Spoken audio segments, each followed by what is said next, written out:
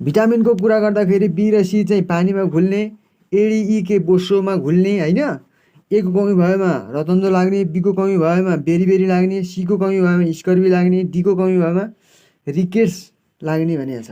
र अब हामीले कसरी सम्झिन्छ यिनको चाहिँ नि नाम, वैज्ञानिक नाम भन्दाखेरि सुरुमा ABCDE के को म भन्छु के छ त, रेथा एक्याटोफी, रेथा एक्याटोफी भन्नु पऱ्यो।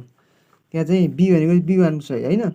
अब B2 3 5 6 7 9 12 चाहिँ के हो, रानी पापाई BFC भन्ने, रानी पापाई BFC भन्ने के छ तपाईँले त्यहाँ हेर्न सक्नुहुन्छ। टक्क लाएर retinol, thiamine, riboflavin, niacin, pantothenic, pyridoxine, biotin, folic acid, cyano भन्ने छ, एस्कर्बिक भन्ने छ, क्याल्सिफेरोल, टोकोफेरोल, फिलोक्विनिन, यसरी चाहिँ मैले बनाएको छु। यो हेर्नुहोस् राम्रोसँग।